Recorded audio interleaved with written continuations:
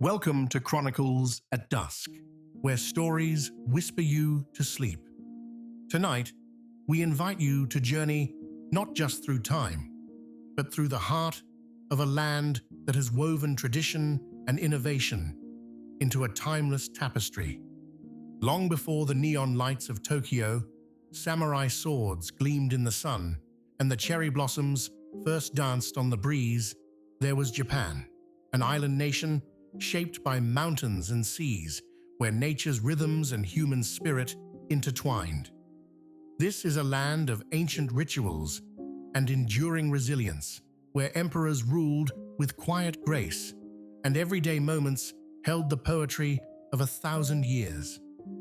From early settlements to the rise and fall of shoguns, from the shadow of war to the dawn of peace and prosperity, Japan's story unfolds, each era a chapter, each generation a verse. At Chronicles at Dusk, we tell stories for gentle nights, and this evening we share one of the most profound tales ever told. So close your eyes, breathe deep, let the gentle breeze of history carry you. We begin where island meets ocean, and the spirit of Japan first took shape.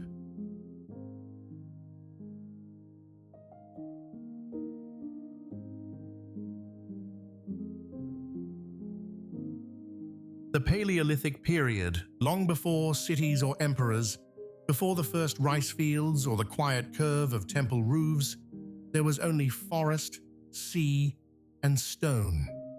The earliest humans arrived in what we now call Japan over 38,000 years ago. They came not in armies or caravans, but quietly, by sea, on simple watercraft that creaked against the waves. These early hunter-gatherers stepped onto rocky shores beneath ancient skies, the land untouched, the air thick with the songs of unseen birds. We know little of their names or faces, for time has buried them gently. The earth here is acidic, and the bones they left behind have all but faded. But a few clues remain: stone axes with edges ground smooth, unlike any found elsewhere in the world, whispering of hands that shaped tools not just to survive, but to thrive. These tools, over 30,000 years old, may be among the earliest signs of Homo sapiens in Japan. In the deep caves of Okinawa, places like Yamashita and Shiraho Sao-Netabaru, traces of their lives still sleep. Stone blades, charred bones, ash from ancient fires. These people lived alongside creatures now long gone. The towering Nauman's elephant and the broad antlered Cynomegaloceros deer.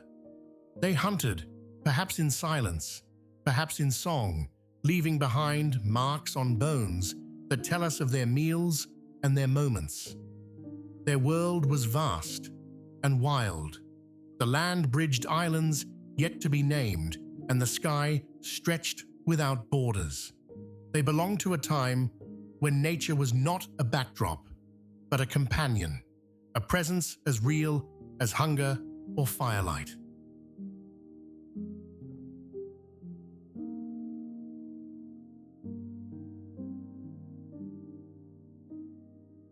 Jōmon Period, 13,000 BC, 1000 BC, time passed, and the people of these islands began to stay a little longer wherever they made their homes. What had once been a life of endless movement became slower, more rooted. The forests still stretched endlessly, and the rivers still ran cold and clear. But now, fires burned in familiar hearths. Seasons were not just endured, but anticipated. This was the age we now call Jōmon, a word that means cord-marked. It was named not by the people themselves, whose voices have long since faded into the wind, but by a foreign scholar, Edward S. Morse, who in 1877 uncovered the quiet remnants of their world, fragments of clay, marked with the patterns of rope. These ancient potters took clay from the earth and rolled it into long strands, coiling it upward in spirals until it rose into bowls or jars. Before the clay hardened, they pressed cords into its surface, twisting, looping, stamping patterns that were both practical and beautiful. The finished vessels, baked in an open fire, held food, water, and memories. This humble, fragile, enduring pottery may be among the oldest ever crafted in East Asia, perhaps even the world. The Jōmon people were mostly hunter-gatherers, yet their lives were far from simple. They fished the seas, gathered nuts from the forest, and sometimes stayed in the same places for years. Their culture grew rich with time. They built dwellings, formed communities, and wove their stories into earth and fire. Here, in these misty isles, beneath pine trees and beside still lakes, the Jōmon people lived not just to survive, but to belong.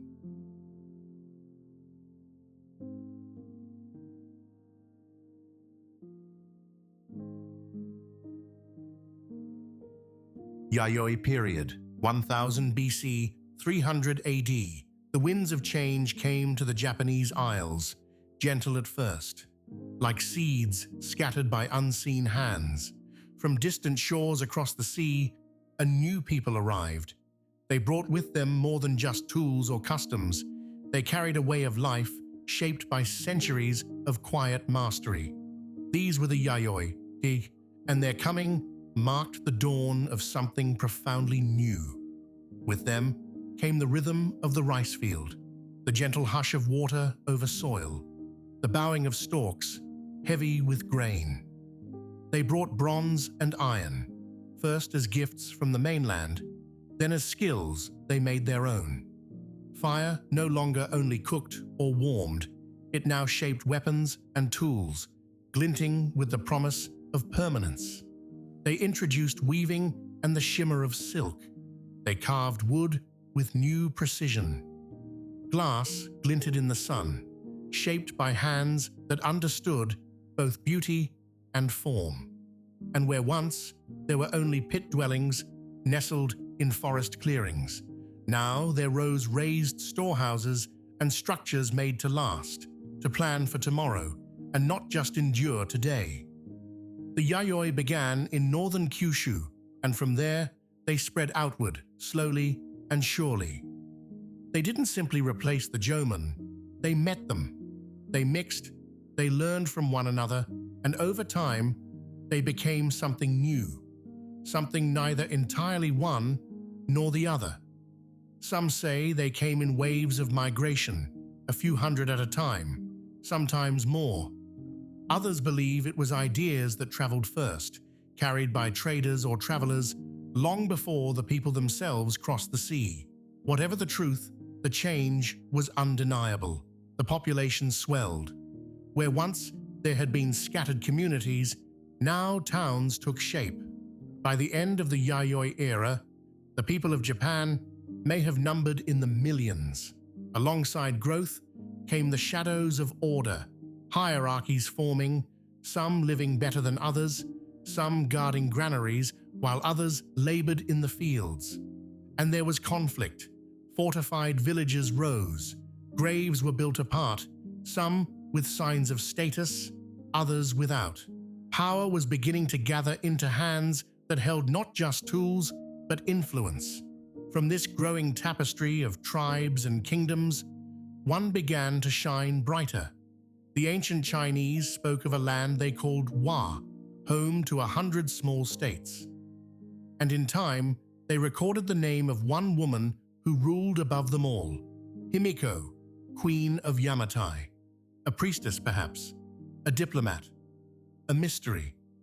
Even now, her kingdom sleeps somewhere beneath fields and forests, still waiting to be fully found. The Yayoi period did not erase what came before. It wove the old into the new.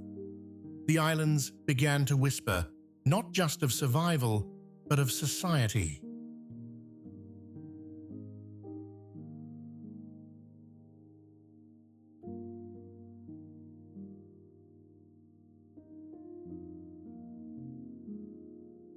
Kofun Period, 250–538 AD, as the Yayoi sun slowly set. A new era dawned over the misty hills and wooded valleys of ancient Japan. Power, once scattered among many tribes, began to gather like rain into a single stream. This was the Kofun Period, named for the great burial mounds that still rise from the earth like quiet monuments to a time when the shape of Japan itself was beginning to change. It began with hills reshaped by hand. From around 250 AD, rulers built vast tombs, Kofun, to honor their dead and declare their might. These mounds were not simple graves, but sacred architecture. The largest, Daisenryo Kofun, stretches nearly half a kilometer in length. It is shaped like a giant keyhole, as if to unlock the silence of the ages. Thousands of hands, over many years, carved it from the land, likely for Emperor Nintoku, a figure now veiled in both history and legend. Surrounding these tombs stood haniwa, hollow clay figures shaped like warriors, horses, dancers, and guardians. They watched over the departed, row upon silent row, like sentinels frozen in ceremony. Even today, their expressions speak across the centuries with a strange, quiet dignity. At the heart of this growing order was Yamato, a region in central Japan's Kinai Plain. Here, a royal line emerged, hereditary, enduring, and unbroken. The rulers of Yamato would become more than leaders. They would become emperors, part divine, part human, and their lineage astonishingly continues even now. The Yamato did not simply conquer with swords. More often, they used promises. Local chieftains were invited into the fold, given influence, given names, given place. These clans, known as Uji, lent their strength and loyalty to the Yamato state, creating a network of power bound by both blood and politics. The Yamato sought not only control, but recognition. They looked outward to China and were seen. Chinese historians recorded the names of 5 successive Yamato rulers, the 5 kings of Wa, who corresponded with their great empire across the sea. To be acknowledged by such a vast and ancient civilization was not only a political triumph, it was validation of their emerging identity. In this time, Japan opened its hands to knowledge from abroad. Craftsmen, monks, and scholars arrived from China and the Korean kingdoms, bearing gifts of thought and skill. They brought with them metalwork, writing, new forms of governance, and the quiet, enduring spark of ideas that would soon kindle an age of profound transformation. Yet behind the pageantry, there were older stories, whispers of conflict before the written word. Some historians believe the Yamato had long struggled with another ancient power, the Izumo Federation, long before their victory was recorded in scrolls. The scars of these early rivalries still lie beneath the surface of myths and mounds. The Kofun era left its mark not only in soil and stone, but in the shape of a nation that was beginning slowly to dream of unity.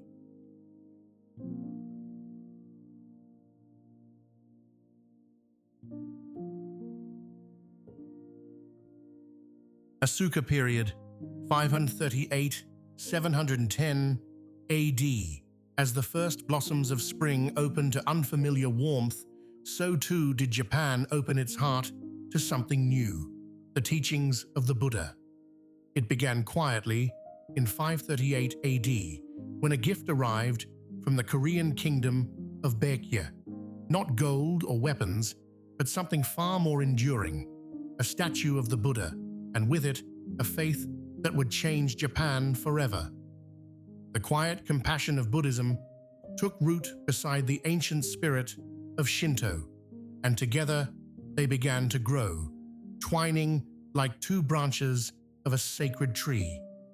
In time, this harmonious weaving of beliefs would come to be known as Shinbutsu Shugo, the fusion of Kami and Buddha, spirit and serenity. The capital of this age was Asuka, nestled in the Kinai region, and it is from that place that this chapter takes its name. In Asuka, power flowed not just through swords or thrones, but through vision. At the heart of that vision was the Soga clan. Though not emperors, they ruled from behind the veil, guiding Japan's course with a steady hand, and from among them rose one who would leave his mark in mind and spirit, Prince Shotoku. Shotoku was more than a regent. He was a scholar, a reformer, a dreamer. He wrote a 17-article constitution, not a legal code as we think of it today, but a gentle call for harmony, virtue, and good governance. Inspired by Confucian thought, he asked those in power to serve with humility and wisdom. He also introduced the cap and rank system, an early step toward a society based on merit rather than birth. He looked outward too. In 607, he sent envoys to China, bearing a letter that began with boldness. The ruler of the land of the rising sun addresses the ruler of the land of the setting sun. It was a subtle, poetic declaration of Japan's self-awareness of its identity. Through Shotoku's time, or perhaps through the quiet influence of Korean monks, the fires of war between Japan and the Korean kingdoms dimmed, and by the year 670, a new name had taken hold: Nihon, the land of the rising sun. The name Japan still bears. But all visions draw resistance. In 645, the Soga fell, brought low by a swift and silent coup led by Prince Nakano-Oe and Fujiwara no Kamatari. From this turning point bloomed the Taika reforms, a sweeping reimagining of power itself. All land was declared to belong to the emperor. Rice fields were carefully measured and redistributed. Household registries were kept, and a Chinese-inspired system of central government began to take shape. These reforms were not without pain. In 672, the Jinshin War erupted, a brutal conflict between imperial heirs. But from the ashes of this strife came renewed purpose. The Taishō Code, finalized in the early 700s, gathered all previous reforms into law, creating a system known as Ritsuryo, a structured, codified government that would guide the nation for centuries. Yet while law and policy took form, art bloomed beside them. The quiet beauty of Buddhist sculpture, architecture, and painting became the soul of Asuka culture. The temple of Horyuji, commissioned by Prince Shotoku and completed in 607, still stands, its wooden timbers holding the breath of time. Today it remains the oldest wooden structure in the world, a whisper from the past that has never stopped speaking. The Asuka period was an age of awakening, of faith, of governance, of self. It was the first true shaping of a nation's soul.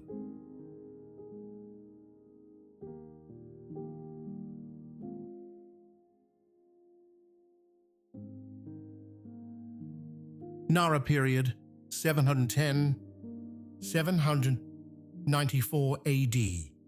When the dawn of a new century touched the land, Japan gathered its strength and built itself a capital worthy of dreams.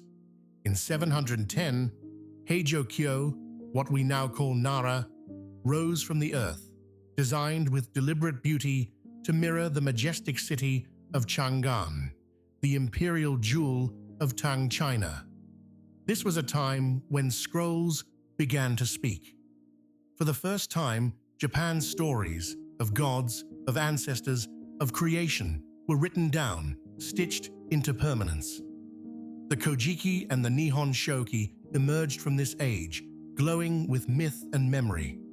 They told of the divine origins of the imperial line, of Izanagi and Izanami, of Amaterasu the sun goddess, and of the sacred sword, mirror, and jewel, symbols of sovereignty handed down from the heavens. And in the quiet folds of the 8th century, another treasure was gathered, the Man-yōshū, a great collection of poems. In its verses live voices from every corner of society, emperors and commoners alike, each speaking softly across time in the language of love, longing, and the seasons. But this was also a time of hardship. The land, once so giving, turned harsh. Fires swept through fields, droughts cracked the earth. Famines arrived like long shadows. Then, a smallpox epidemic struck between 735 and 737, claiming the lives of more than 1 in 4. In the face of so much suffering, Emperor Shomu looked inward. He wondered if the disasters were a reflection of spiritual imbalance. So he turned to the teachings of the Buddha, hoping they might restore harmony. Under his reign, the great temple Todaiji was built in 752, a massive wooden structure of serene grandeur. Within its halls, the great Buddha, cast in bronze, sat in silent meditation, eyes half closed, in eternal compassion. Much of the support for this vision came from a monk named Gyoki, who traveled among the people, spreading Buddhist wisdom and gathering funds not from nobles alone, but from common folk, artisans, and farmers. When the temple was completed, a Chinese monk named Ganjin used it to ordain Japan's Buddhist clergy, anchoring the faith more deeply in the soil of Japan. And yet, for all the prayers and stonework, Japan's population continued to shrink. Something subtle had shifted, something that would carry on into the coming Heian age. Not all unrest came from nature. In the 760s, a powerful monk named Dokyo rose through the court, favored by Empress Shotoku. There were whispers of ambition, of a new dynasty formed not by blood, but by religious power. For a brief moment, it seemed Dokyo might replace the imperial line itself. But when the empress died, so too did his hopes. He was cast out, and the order of things restored. In this quiet restoration, the Fujiwara clan tightened their hold on the strings of power.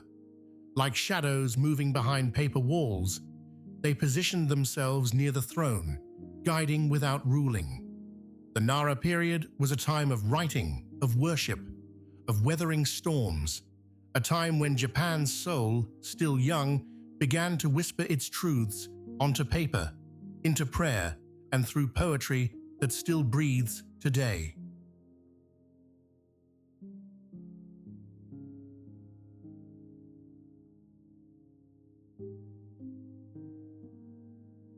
Heian Period, 794–1185 AD. It was a time of stillness and splendor. In the year 794, the 50th Emperor of Japan, Emperor Kamu, sought a place of peace, away from the troubles that haunted the old capitals. So he moved the court to a quiet basin of green hills and rivers, and there he founded Heian-kyo, the capital of peace. Today, we know it as Kyoto. The city was carefully arranged like a poem. Streets in straight lines, palaces among gardens, serenity woven into its very design. From this peaceful place, the Heian period began. In those early years, power slipped quietly from the hands of emperors and into those of the Fujiwara clan. They did not seize the throne by force, but through marriages and titles, through regency and council. In time, they became the true rulers behind the screen, guiding the empire softly, like wind moving a curtain. Fujiwara no Yoshifusa became regent to a child emperor. His son created the office of Kampaku, a title that allowed him to guide even adult emperors. Then came Fujiwara no Michinaga, a masterful courtier who married his daughters to emperors and secured the clan's golden age. But like all things, this too passed. By 1086, Emperor Shirakawa, though having stepped down, continued to rule from the shadows in what became known as cloistered rule. Outside the elegant court, the world was changing. Noble families and great temples began to claim lands for themselves, Shoen, which were free from taxes and government reach. The old laws, the Ritsuryo codes, faded like forgotten ink. The court, wrapped in silk and poetry, looked inward while the countryside grew restless. Landowners raised their own guards, samurai, loyal warriors with iron will and silent blades. Two great clans of imperial descent, the Taira and the Minamoto, grew stronger with every passing year. At first, the court used them to fight pirates and rebels, but soon the warriors turned their swords upon each other. Far to the north, other struggles stirred. The Emishi people resisted imperial rule until 802, when a general named Sakanue no Tamuramaro granted the title Sei Tai Shogun, brought their lands under court control. But peace was fleeting. The Abe clan rebelled in the north, and the court called upon the Minamoto to suppress them in what became known as the former 9 Years' War. When war came again, the later 3-year war, it ended with the rise of the northern Fujiwara family, who ruled the north from the golden halls of Hiraizumi. Then, in 1156, peace at the center shattered. A war of succession broke out between two emperors, Go Shirakawa and Sutoku. The Taira clan, under Taira no Kiyomori, emerged victorious, placing their infant kin on the throne. The Minamoto were crushed, until one of them, Minamoto no Yoritomo, rose again from exile. The years that followed were stained with blood and flame. The Genpei War. Samurai fought on land and sea. Cities burned. Families vanished. In 1185, the final blow came at the Battle of Dan no Ura, where the Minamoto defeated the Taira in a naval clash beneath a grey sky. The child emperor Antoku drowned with the imperial regalia, and the Heian age came to a quiet close. But not all was war. Within the palace, art bloomed like cherry blossoms. Courtiers wrote in flowing kana script, newly developed and uniquely Japanese. The brush became as mighty as the sword. In this age, Kino Tsurayuki wrote the Kokinshu and the wistful Tosa diary.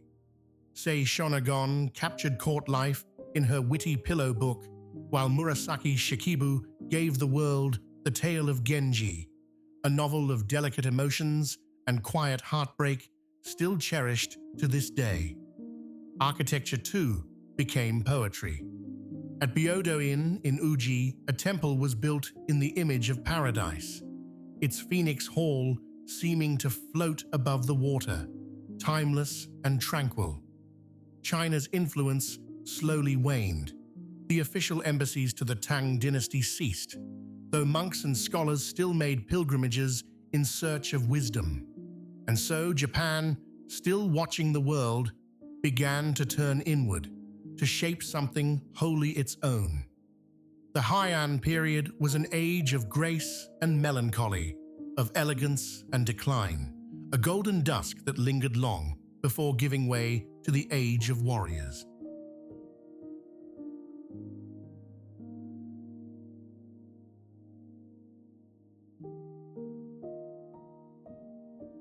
Kamakura Period, 1185, 1333 AD, as the golden dusk of the Heian age faded, a new light stirred in the east, a colder, sharper light born of iron and duty. From the windswept plains of Kamakura, far from the silken halls of Kyoto, rose a warrior named Minamoto no Yoritomo. With the court's blessing and the people's fear, he became shogun, the great general tasked with keeping peace in a restless land. In 1192, Yoritomo established his bakufu, the tent government, a word echoing the camps of soldiers more than the scroll-lined palaces of emperors. Though the emperor remained in Kyoto, cloaked in ceremony, it was now the warriors who governed Japan, quietly at first, then completely. Yoritomo ruled with calculation, but trust did not come easily to him, not even to his brother Yoshitsune, the hero of the Genpei War.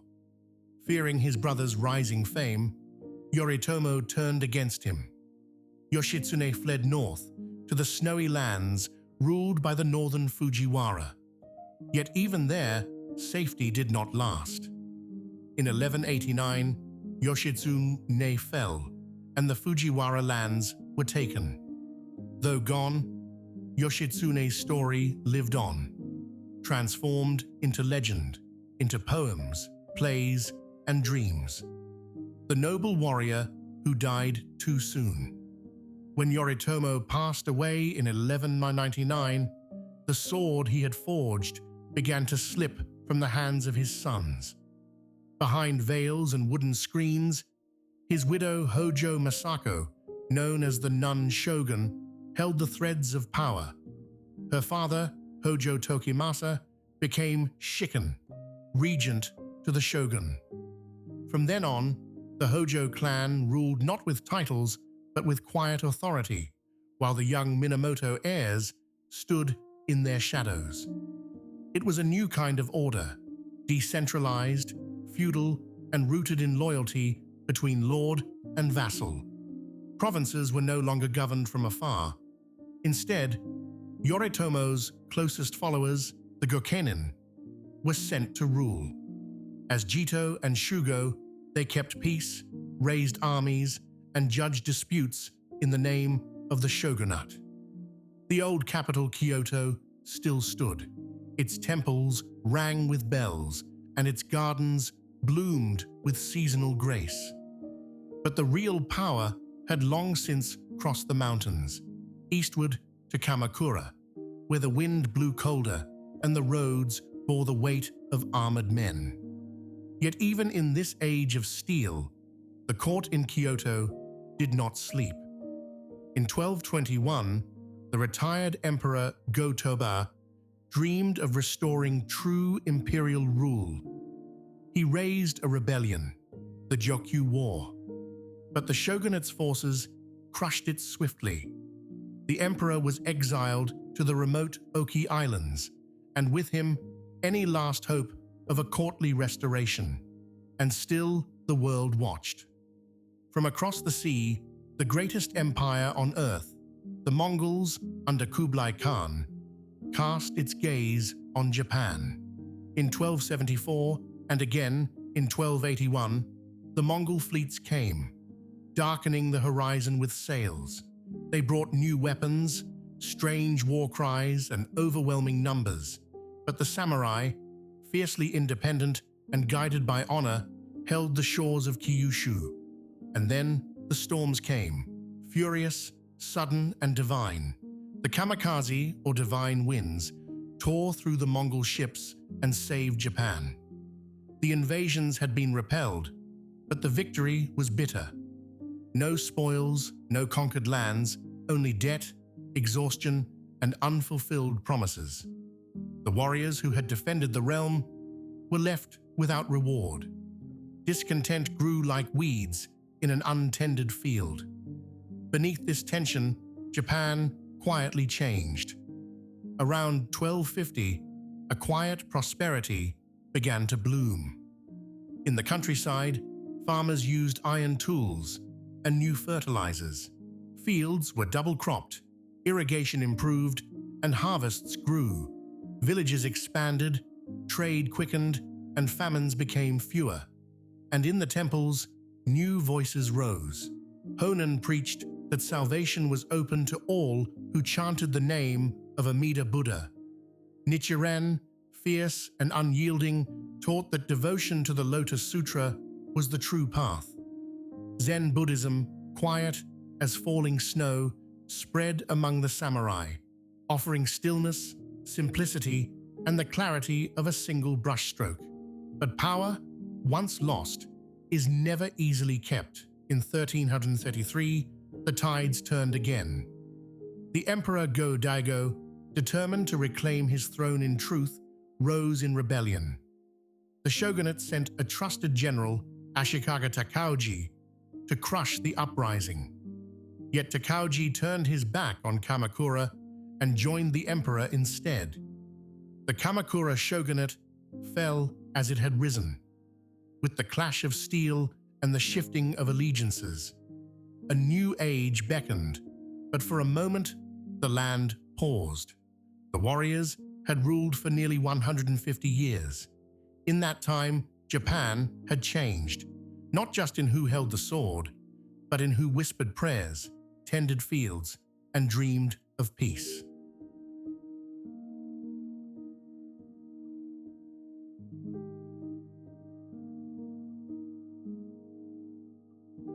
Muromachi Period, 1333 to 1568, the age of warlords and wandering faiths. After helping to overthrow the Kamakura shogunate, Ashikaga Takauji turned against Emperor Go-Daigo when he was denied the title of shogun. In 1338, Takauji claimed Kyoto and installed a rival emperor, splitting the country in two. For decades, Japan endured a northern and southern court conflict until peace was brokered in 1392 under Takauji's grandson, Ashikaga Yoshimitsu. The new Ashikaga shogunate, based in Kyoto's Muromachi district, never fully controlled Japan. The daimyos, regional warlords, grew more independent and powerful, especially after the catastrophic Onin War, 1467-1477, which reduced Kyoto to ashes and shattered central authority. This marked the beginning of the Sengoku Jidai, or Warring States Period, a chaotic century of clan battles, shifting alliances, and constant warfare. During this time, the ninja emerged from the shadows, masters of stealth, spying, and sabotage. Secretive and rarely documented, they would become legends. Despite the violence, Japan prospered. Population and trade boomed. Zen Buddhism influenced both the warrior spirit and the arts.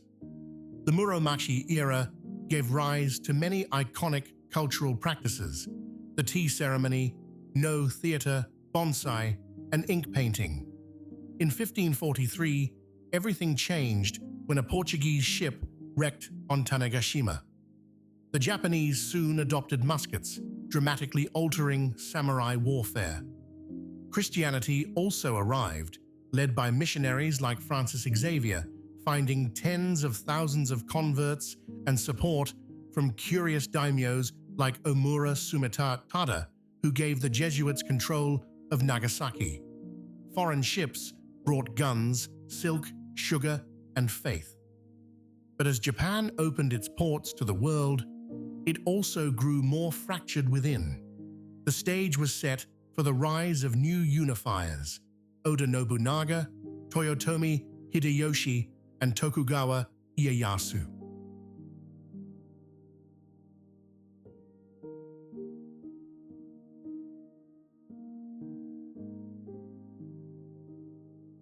Azuchi Momoyama Period, 1568 to 1600, the rise of the unifiers.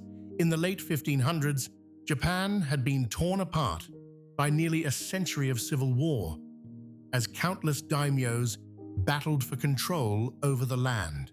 But from this chaos emerged two towering figures who would reunite the country: Oda Nobunaga and Toyotomi Hideyoshi. Nobunaga was a bold and ruthless warlord from the small province of Owari. In 1560, he stunned Japan by defeating a vastly larger force led by the powerful Imagawa clan at the Battle of Okahazama. Known for his sharp mind and fierce ambition, Nobunaga modernized his army with muskets and innovative tactics. He also welcomed Christianity, encouraging missionaries to spread their faith as a means to weaken his Buddhist rivals and gain European allies. In 1568, Nobunaga marched into Kyoto, ending the long rule of the Ashikaga shogunate and beginning the period named after his stronghold, Azuchi Castle. His vision was clear: to unite Japan under his command. However, Nobunaga's life was cut short in 1582 when one of his trusted generals, Akechi Mitsuhide, betrayed him in a sudden attack. Nobunaga died, but his dream did not. Toyotomi Hideyoshi, Nobunaga's loyal and gifted servant, swiftly crushed the rebellion and rose to power. He continued Nobunaga's mission with remarkable skill, conquering the islands of Shikoku and Kyushu and defeating the powerful Hojo clan in eastern Japan. His home base, Momoyama Castle, lent its name to the era. Hideyoshi transformed Japan beyond the battlefield. He imposed strict social orders, confiscating swords from peasants and restricting samurai and commoners from changing status, creating a rigid class system. His comprehensive land survey registered all cultivators as commoners, effectively freeing many slaves. With his power secure, Hideyoshi dreamed even bigger. He launched massive invasions of Korea, intending to conquer China through the peninsula. Despite his army's strength, the campaigns failed, ending soon after Hideyoshi's death in 1598. Before dying, Hideyoshi entrusted his infant son, Toyotomi Hideyori, to loyal generals. Yet peace would not last. Rival factions quickly emerged, most notably led by Tokugawa Ieyasu, a cunning daimyo who had long been an ally of Hideyoshi. In 1600, the fate of Japan was decided at the Battle of Sekigahara, a clash that would shape centuries to come. Tokugawa Ieyasu's decisive victory paved the way for his clan to rule Japan peacefully and firmly for over 2.5 centuries. The Azuchi Momoyama period thus ended, but its legacy endured: the unification of Japan, the birth of a new social order, and the dawn of the Tokugawa era.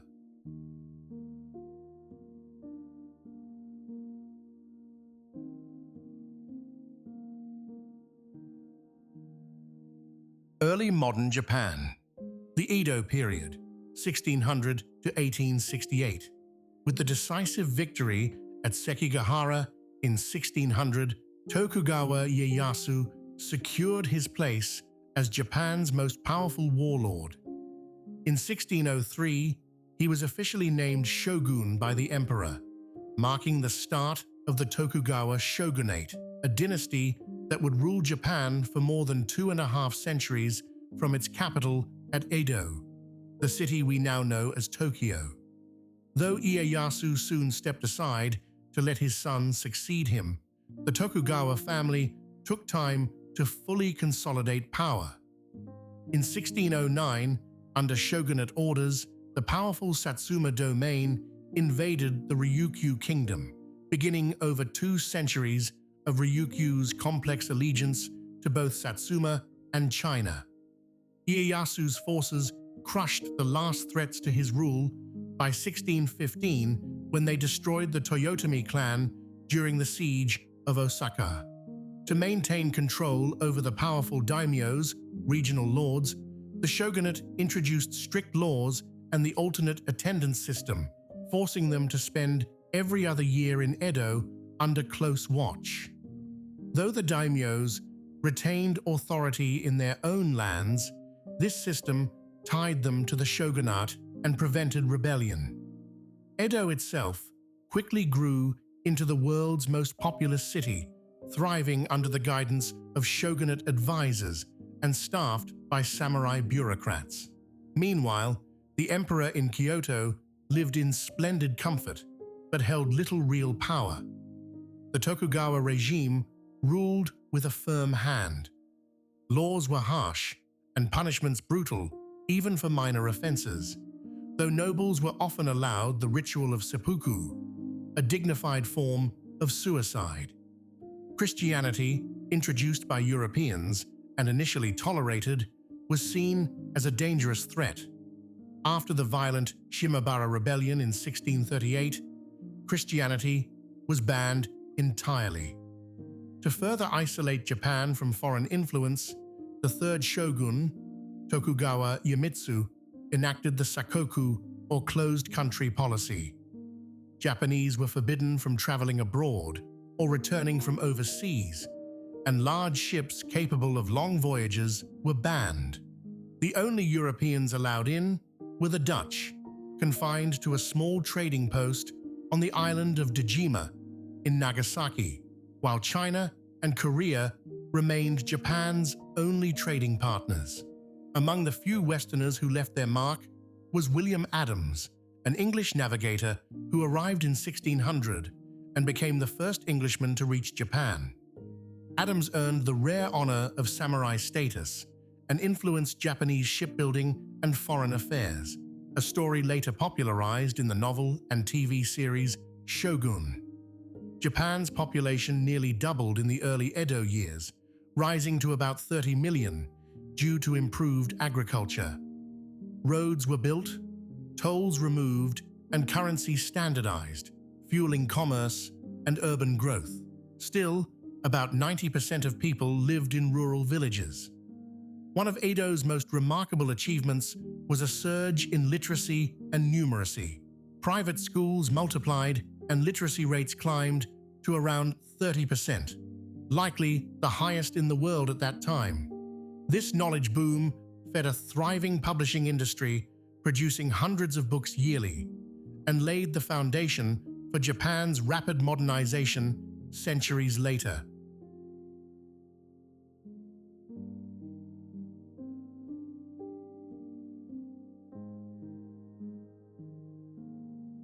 Culture and philosophy in Edo, Japan.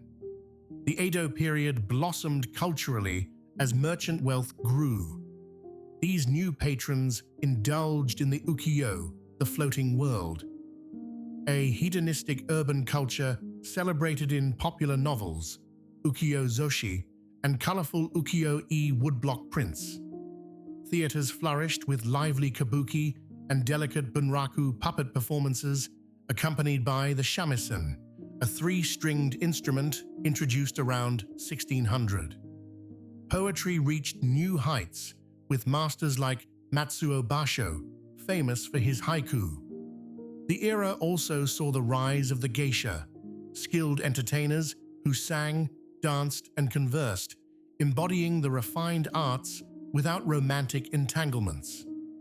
Philosophically, Neo-Confucianism shaped government policy, reinforcing a rigid social hierarchy divided into four classes, with samurai at the top, following the code of Bushido, the way of the warrior. Decline of the Tokugawa shogunate. By the late 1700s and early 1800s, cracks began to show. Agricultural growth slowed, and famines like the devastating Tenpo famine sparked unrest. Samurai, whose stipends were often cut, grew restless, many taking side jobs to survive. Meanwhile, new ideas flowed into Japan via Dutch books, sparking interest in Western sciences, rangaku, medicine, and technology. Japanese scholars also revisited native traditions in a movement called Kokugaku, emphasizing the emperor's divine status and Japan's unique heritage. Then, in 1853, the peaceful isolation shattered. American Commodore Matthew Perry arrived with his fleet, demanding Japan open its ports to trade. The powerless shogunate had no choice but to agree to what many saw as humiliating treaties favoring Western powers. Fury grew, especially in the southern domains of Choshu and Satsuma, where samurai rallied behind the cry Sono Joy, "Revere the Emperor, expel the barbarians." These domains allied and pressed for the end of Tokugawa rule. In 1868, under pressure from these forces and the young Emperor Meiji, the shogunate fell in the Boshin War. The Edo period closed, giving way to a new era of transformation, the Meiji Restoration.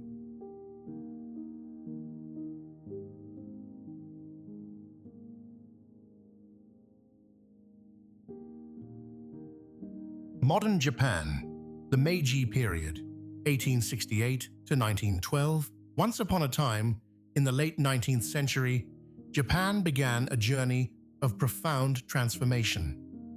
The emperor, who had long been more of a distant figure, was restored to supreme power in name. In 1869, the imperial family moved to a city once called Edo, now renamed Tokyo, the eastern capital. Though the emperor was only 15 years old at that time, the real power rested with a group of former samurai from the regions of Choshu and Satsuma.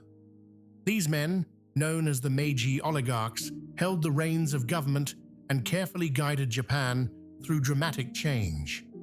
These leaders dreamed of turning Japan into a strong, modern nation that could stand shoulder to shoulder with the great powers of the West. Among them were figures like Okubo Toshimichi and Shigo Takamori, and others such as Kido Takayoshi, Ito Hirobumi, and Yamagata Aritomo. Together, they sought to remake Japan's political and social order. The old class system of the Edo period was swept away. The feudal lords, called daimyos, lost their lands and power, replaced by a system of prefectures governed more centrally. Taxes were reformed, and even Christianity, long banned, was allowed once more. Railways and telegraphs were introduced, connecting the country as never before. Education became universal, a new foundation for Japan's future. The government embraced Western ideas and technology. Advisors from far-off nations came to teach about law, medicine, mining, banking, and the military. The people adopted Western clothing and hairstyles. The Gregorian calendar replaced the old lunar system, and writers like Fukuzawa Yukichi encouraged the nation to embrace these new ways. Medical science blossomed. In 1893, the Institute for Infectious Diseases was founded by Kitasato Shibasaburo and soon gained world renown. Later, Hideo Noguchi discovered the link between syphilis and paresis, a breakthrough that would improve many lives. Literature too flourished, with writers blending traditional Japanese styles with Western literary forms. Famous authors like Natsume Soseki and Ichio Higuchi captured the spirit of the era in their works, touching on both personal and social themes. Meanwhile, the people began to demand a greater voice in government. The freedom and people's rights movement called for more participation and rights, led by men like Itagaki Taisuke and Okuma Shigenobu. In response, Ito Hirobumi crafted the Meiji Constitution, enacted in 1889. It created a parliament with an elected lower house, though only a small percentage of the population could vote. The upper house, unelected and appointed, held much power, and the emperor retained supreme authority, with the military and cabinet responsible directly to him. At the same time, a new sense of nationalism grew.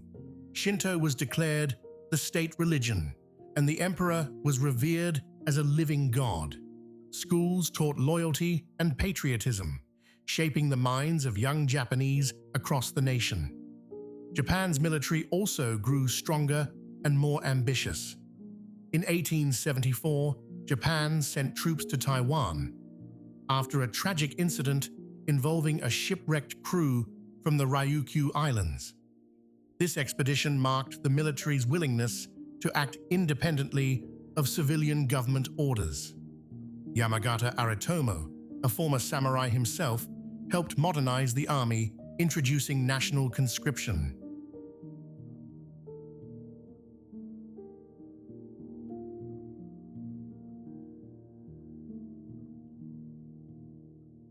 In 1877, the new army put down the Satsuma Rebellion, a final stand by disgruntled samurai led by Saigo Takamori.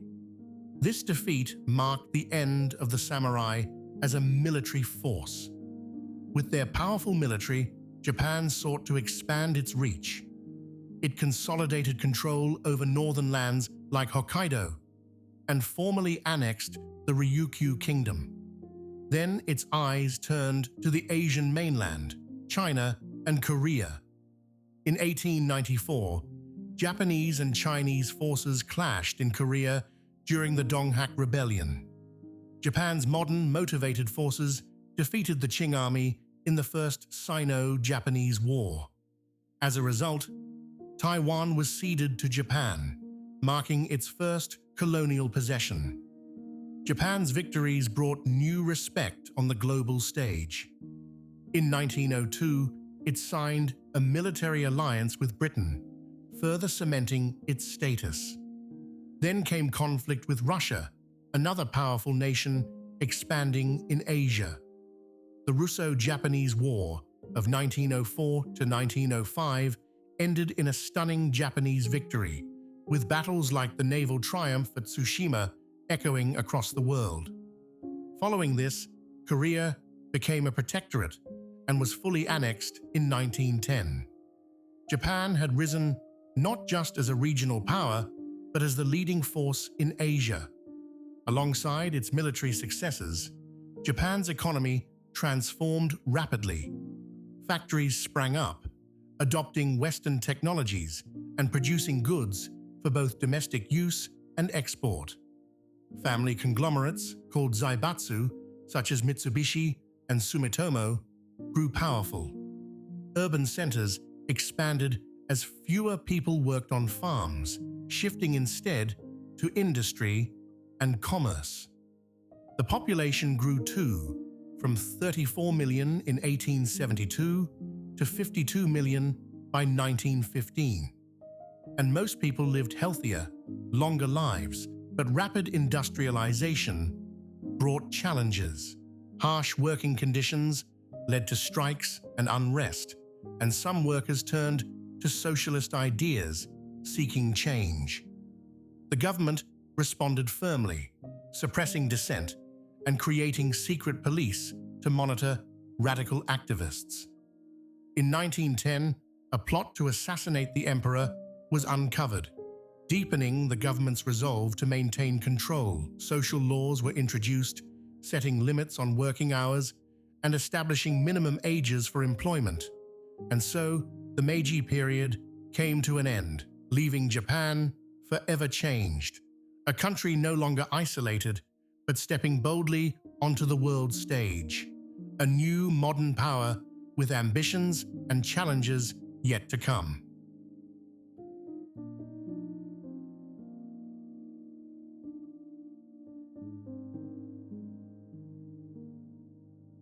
The Taishō Period, 1912 to 1926. As the 20th century unfolded, Japan entered a new era under Emperor Taishō, whose reign, though brief, was a time of both hopeful growth and challenging upheaval. The country, building on the foundations laid during the Meiji period, began to develop stronger democratic institutions and asserted itself more on the world stage. The Taishō era opened with a political storm. Mass protests and riots, driven by political parties and common people alike, shook the nation. These powerful demonstrations forced Prime Minister Katsura Taro to resign, signaling a shift in Japan's political landscape. The old ruling oligarchy began to lose ground, and political parties such as the Seiyukai and Minseito grew dominant, marking a period often called the Taishō democracy. Voting rights gradually expanded over the years, and in 1925, a major step was taken. Universal male suffrage was introduced. For the first time, all men, regardless of property or class, could vote. Yet that same year brought a paradox. The Peace Preservation Law was passed, threatening harsh penalties on political dissenters, reminding the nation of the delicate balance between freedom and control. During World War I, Japan joined the Allies, and its participation brought a burst of economic prosperity. Factories thrived, exports grew, and Japan extended its reach by seizing new colonies in the South Pacific from Germany. After the war, Japan's presence was felt on the international stage through its membership in the League of Nations and its involvement in disarmament talks, gaining respect and influence among the world powers. But in September 1923, tragedy struck. The Great Kanto earthquake devastated Tokyo and the surrounding region, killing over 100,000 people and leaving more than 3 million homeless. Amid the chaos, dark shadows fell over the city. False rumors spread that Korean residents had poisoned wells, leading to the horrific Kanto massacre. Thousands of innocent Korean people were killed by the military, police, and vigilantes in a wave of violence, later recognized as baseless and unjust. Despite these hardships, culture flourished, literacy rates rose, and books became more affordable, fueling a golden age of popular prose fiction. Writers such as Ryunosuke Akutagawa crafted short stories that would become classics, while Haruo Sato and Junichiro Tanizaki explored new literary landscapes. Tanizaki's work weaving European influences with deep reverence for traditional Japanese beauty. As the Taishō period drew to a close, a new voice emerged in literature. Taro Hirai, known to readers as Edogawa Rampo. He began enchanting audiences with mystery and crime stories, hinting at the new directions Japanese literature would take in the years to come. And so, as the era faded, Japan stood at a crossroads, growing democratically, expanding its reach, yet grappling with the weight of its past and the challenges ahead.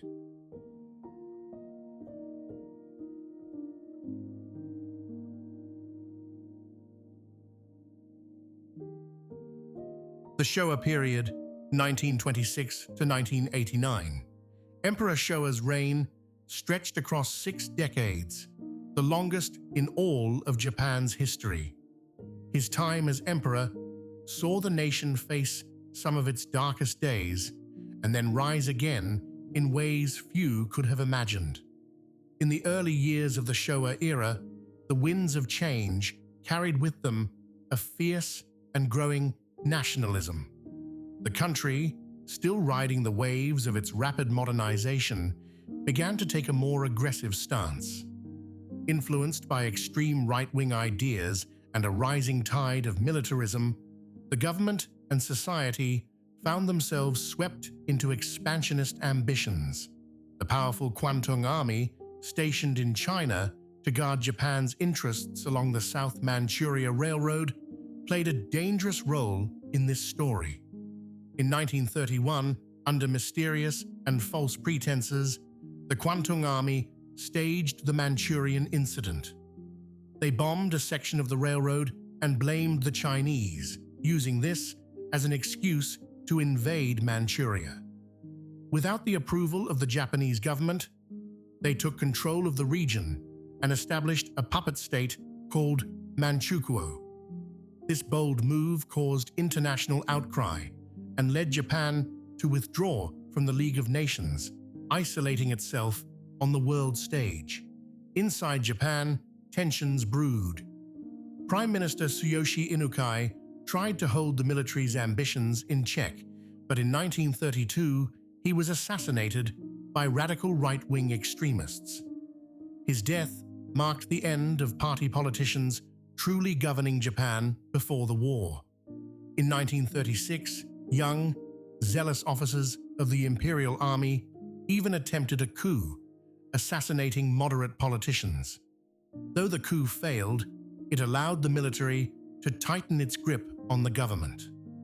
By 1940, all political parties were dissolved and replaced with the Imperial Rule Assistance Association, aligning the nation fully behind the military's vision. Japan's ambitions grew even bolder.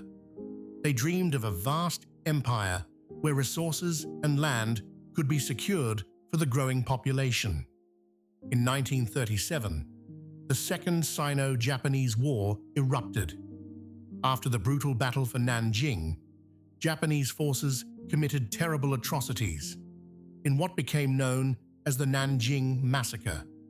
Yet despite the horrors and the violence, the war dragged on, unresolved, for years. Japan aimed to create what they called the Greater East Asia Co-Prosperity Sphere, a large union of Asian countries under Japanese leadership. But this dream came at a great cost and deepened tensions with the world's powers.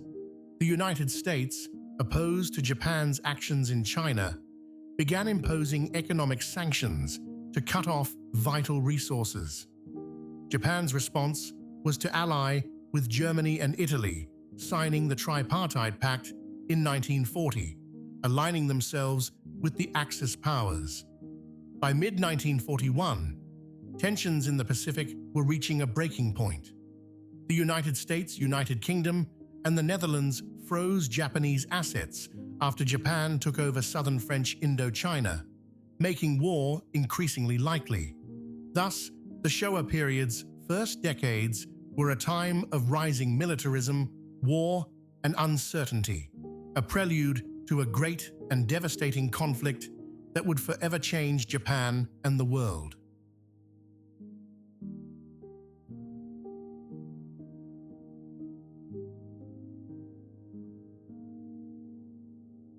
World War II and the aftermath. As the 1940s unfolded, Japan found itself at a crossroads that would change its fate forever. In late 1941, Prime Minister Hideki Tojo and the government decided to break through the tightening grip of embargoes imposed by the United States and its allies, not with words, but with force. On a quiet Sunday morning, December 7th, 1941, the Imperial Japanese Navy launched a surprise attack on the American naval base at Pearl Harbor, Hawaii. The shockwave of that event pulled the United States into the war and transformed the Pacific into a vast battlefield. Japan swiftly seized territories across Asia, places like the Philippines, Malaya, Singapore, and the Dutch East Indies, achieving victory after victory in the early months. But the tide soon began to turn. In June 1942, the Battle of Midway marked a crucial defeat for Japan, and the struggle for control over the Solomon Islands further challenged its hold on the region. Throughout the war, the Japanese military was known for fierce, sometimes desperate fighting, charging to the last man in banzai attacks and sending kamikaze pilots crashing into enemy ships. But with victory slipping away, life at home grew harsher, marked by rationing, electricity shortages, and strict control over dissent.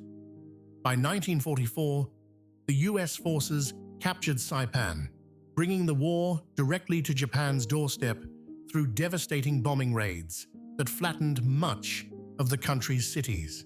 The Battle of Okinawa in 1945 was one of the bloodiest of the war, with staggering losses on all sides, including many civilians. The sinking of the mighty battleship Yamato symbolized the desperate final efforts to resist. Then came the unimaginable. On August 6, 1945, an atomic bomb was dropped over Hiroshima. instantly killing tens of thousands. Just 3 days later, Nagasaki faced the same fate. The Soviet Union declared war and invaded Manchukuo. The devastating blows left Japan no choice but to surrender. On August 15th, Emperor Hirohito's voice reached the nation over the radio, announcing peace and ending the war. Rebuilding and renewal in the years following the war, Japan entered a period of profound change under Allied occupation, led by General Douglas MacArthur. The country's military was disbanded, political power was shifted toward democratic institutions, and the emperor renounced his divine status. New laws guaranteed civil liberties, women gained the right to vote, and a constitution was crafted that renounced war forever. Land reforms broke up large estates, empowering tenant farmers. Big business was reshaped, and new freedoms encouraged labor unions. The country opened itself to the world, shedding the militaristic past and striving for peace. By 1952, the occupation officially ended, and though American military bases remained, Japan began its journey as a sovereign, democratic nation. The miracle of post-war growth. Under the guidance of Prime Minister Shigeru Yoshida, Japan embraced a new path, focused on peace and economic development, while relying on a strong alliance with the United States. The Korean War brought new demand, fueling Japanese industries. The Ministry of International Trade and Industry worked closely with businesses to modernize manufacturing, export goods, and foster innovation. Japan's economy soared, growing faster than ever before. Factories hummed with activity, producing cars and electronics that would soon be known and loved around the world. Life expectancy rose, cities grew, and people's lives steadily improved. By the mid-1960s, Japan had become the world's second-largest economy, a symbol of resilience and hard work. The 1964 Tokyo Olympics welcomed the world, showcasing Japan's return to the global stage. Cultural blossoming alongside its economic revival, Japan experienced a golden age of culture. Cinema flourished with new techniques and stories that captivated audiences at home and abroad. Japanese art, literature, and entertainment began to travel the world. Anime, manga, and video games enchanting generations far beyond Japan's shores. Writers like Yasunari Kawabata and Yukio Mishima found audiences overseas, while martial arts and pop culture influenced countless young people globally.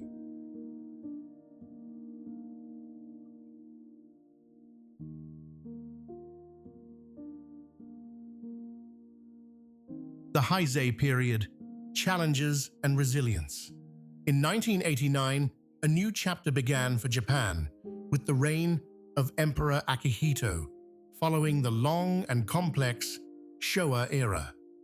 But soon after, the dazzling economic bubble that had once dazzled the world burst like a sudden winter frost settling over spring blossoms.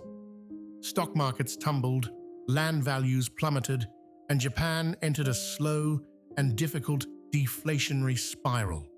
Banks were burdened with debts they could not easily shake off, and the economy struggled to find solid ground. The 1990s came to be known as Japan's lost decade, a time when hopes dimmed and recovery seemed distant. Workplaces changed too. The cherished system of lifetime employment, which had promised steady jobs and security, began to unravel. Unemployment slowly crept higher, and many people felt the uncertainty of an economy no longer booming. Politically, the once dominant Liberal Democratic Party faced challenges, with leadership shifting at times to new hands, reflecting the growing restlessness in society, tensions and remembrance. The Heisei era also brought moments of reflection and tension regarding Japan's past. Though numerous formal apologies had been offered for the suffering caused during wartime, some neighboring countries still wrestled with the memories, feeling the apologies were not enough or were sometimes clouded by political disputes. Visits by some Japanese politicians to Yasukuni Shrine, a place honoring those lost in wars, including some controversial figures, stirred emotions and sparked debate. These episodes reminded Japan and the world how the shadows of history linger long and shape the present. A changing nation, Japan's population peaked in the early 2000s, but soon began to shrink. Birth rates declined, leaving fewer young people to carry the future forward. The economy, once a roaring giant, faced new competition as China rose to become the world's second-largest economy. Yet even in these difficult years, Japan's spirit continued to shine brightly. Japanese culture, through video games, anime, manga, and music, spread far beyond the islands, enchanting young hearts across the globe. These stories and creations became a new kind of bridge between Japan and the world, a day of tragedy and courage. Then, on March 11, 2011, the earth shook violently beneath Japan's northeastern Tohoku region. The great earthquake unleashed a towering tsunami that crashed ashore with devastating power. The waves damaged the Fukushima nuclear power plant, causing a meltdown and releasing dangerous radiation. The disaster claimed nearly 26,000 lives and left many more missing, shaking the nation to its core. Yet in the face of such sorrow, the people of Japan showed incredible resilience, coming together to rebuild, to comfort one another, and to find hope amid the ruins. A towering symbol of progress. Even as challenges continued, Japan reached for the sky. In 2011, the Tokyo Skytree was completed, a soaring structure stretching 634 meters into the clouds, the tallest tower in the world at the time. It became a proud symbol of Japan's technological ingenuity and its unwavering spirit to rise again, taller and stronger. Through the Heisei period's many trials, Japan journeyed with a quiet strength, adapting, reflecting, and nurturing the seeds of a new future. It was a time of both struggle and cultural blossoming, a chapter full of lessons about endurance and hope.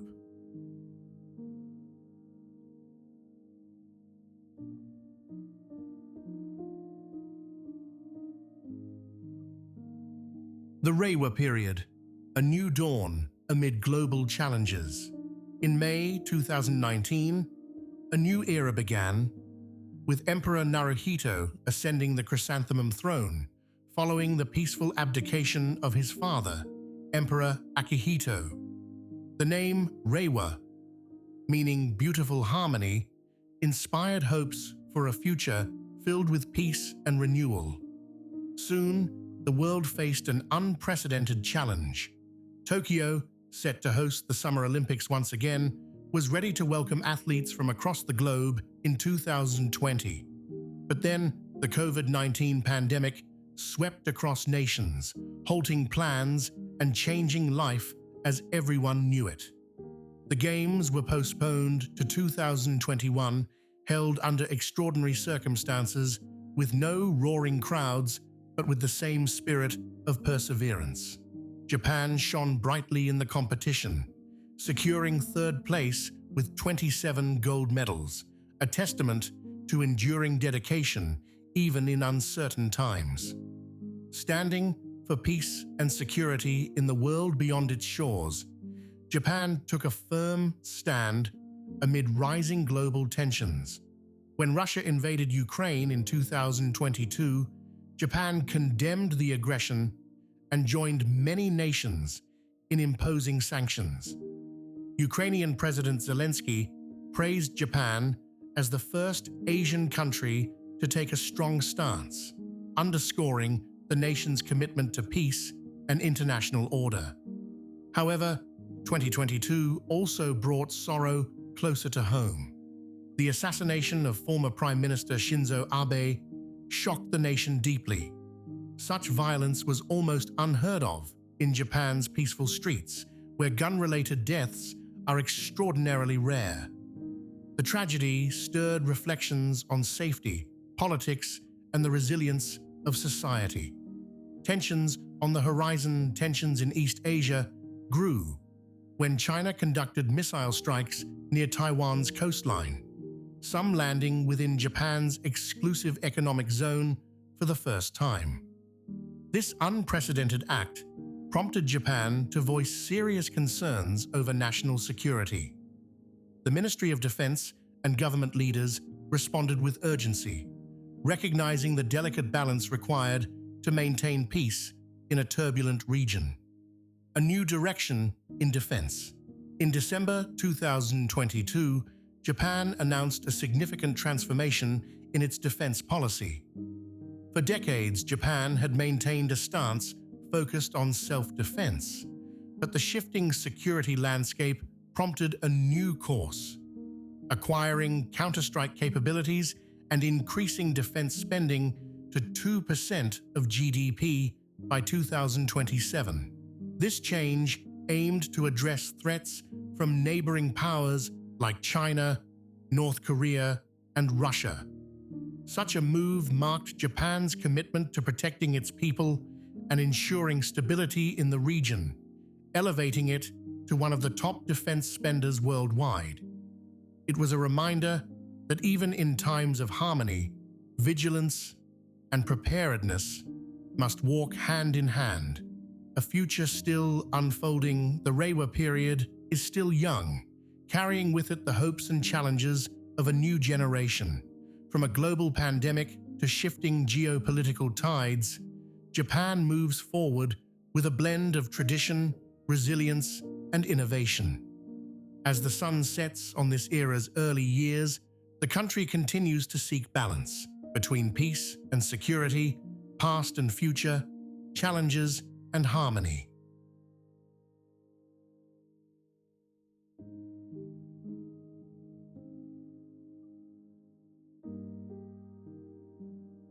We have reached the end of the story of Japan.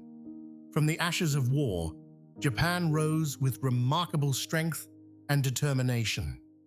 The post-war years saw the country transform from a shattered nation into an economic powerhouse, embracing democracy, peace, and innovation.